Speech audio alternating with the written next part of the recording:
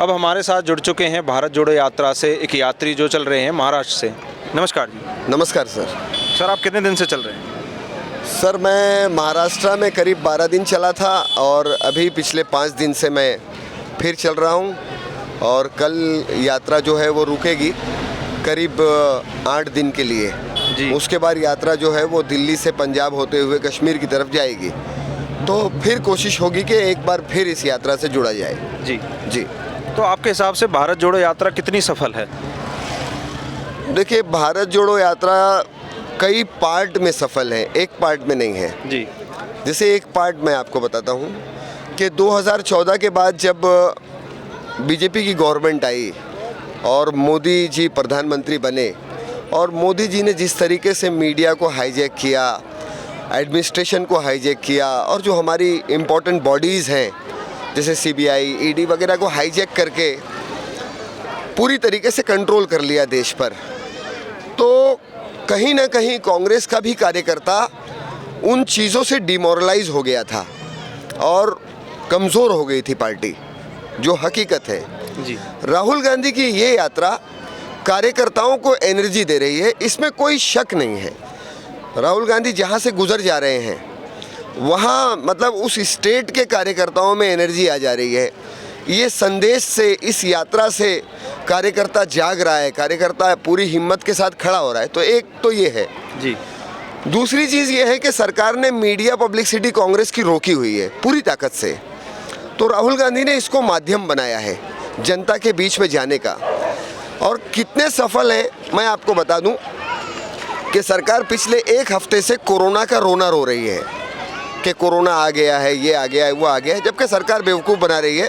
पूरा देश जानता है कि जो वर्तमान सरकार है हमारे देश में, ये कोरोना को लेकर कितनी गंभीर है। ये बिल्कुल गंभीर नहीं है। अगर ये गंभीर होते तो इस देश में, जब हमारे देश में और दुनिया में कोरोना पीक पर चल रहा था, तो ये बंगाल में चुनाव करवा रहे थे और लाखों लोगों का रोड शो निकाल रहे थे।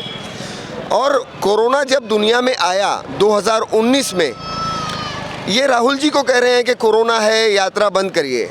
राहुल जी से ज़्यादा गंभीर आदमी तो मैंने देखा ही नहीं है जनता के प्रति, देश के प्रति।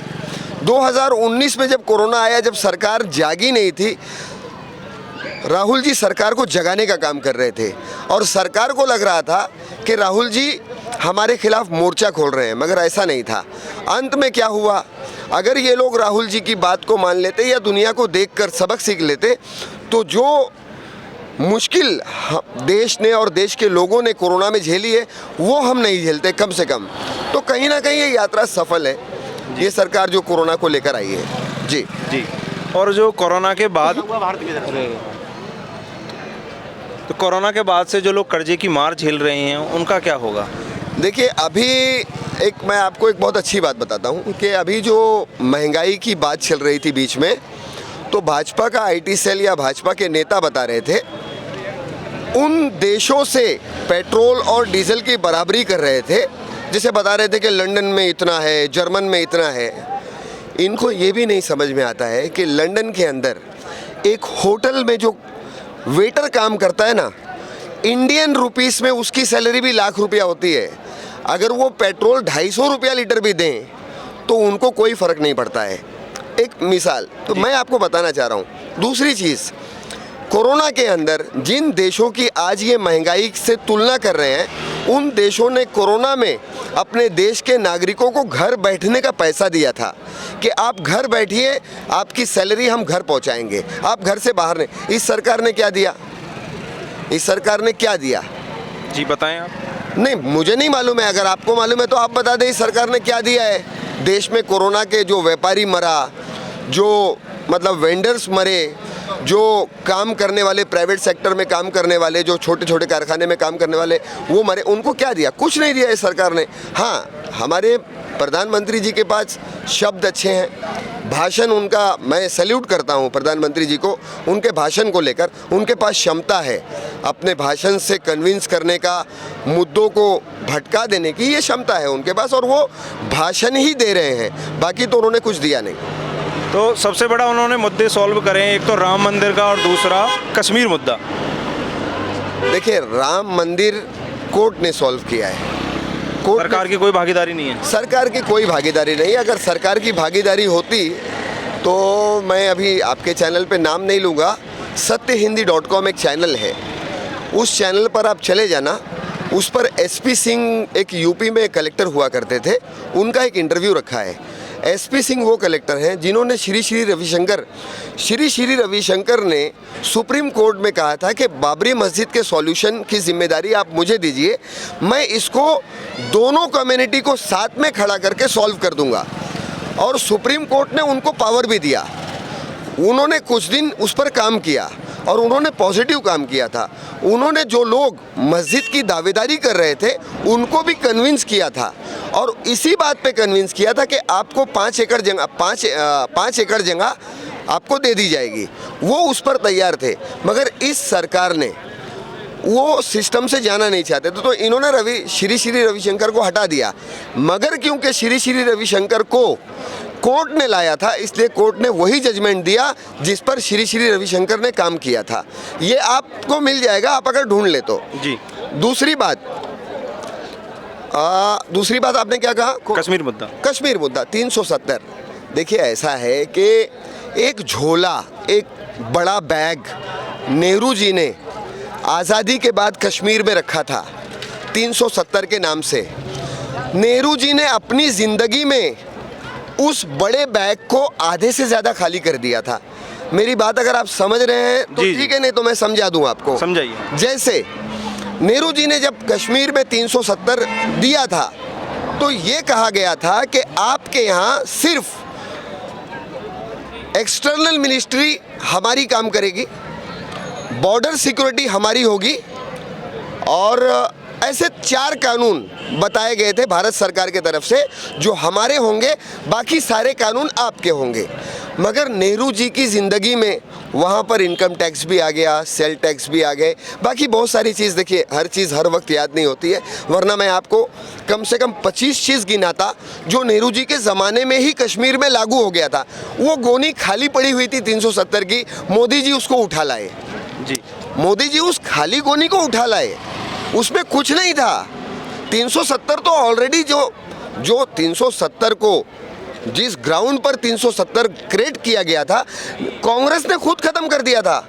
हमारे वहाँ पे सारे कानून लागू हो गए। वहाँ पहले प्राइम मिनिस्टर होता था, कांग्रेस ने हटा के उसको सीएम कर दिया। गवर्नर को रियासतें, वो एक अच्छा टाइटल था रियासत का, उसको ख़त्म करके गवर्नर कर दिया। सारी चीज़ें वहाँ नॉर्मल हो गई थी। ज़मीन नहीं ले सकते थे। ज़मीन, हमारे देश में ऐसे कई स्टेट हैं बॉस जहां आप ज़मीन आज भी नहीं ले सकते हो। आप उत्तराखंड में ज़मीन नहीं ले सकते हो, बगल का स्टेट है उत्तराखंड जहां आप ज़मीन नहीं ले सकते हो। जो हमारे 9 स्टेट है, सिस्टर स्टेट है, वहां आप ज़मीन नहीं ले सकते हो। ऐसे बहुत सारे स्टेट है, खाली कश्मीर थोड़ी है। ये तो एक मुद्दा बनाया गया लोगों को कंट्रोल करने के लिए कि ज़मीन खरीदेंगे।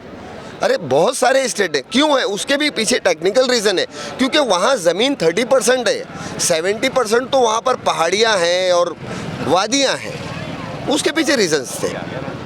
और फिर सबसे बड़ी बात आती है कि श्री राहुल गांधी जी को स्ट्रॉन्ग कैंडिडेट नहीं माना जाता प्रधानमंत्री पद का। हाँ ठीक है, ये देखिए ये तो प्रचार पिछले 10, 12, 15 साल से चल रहा था।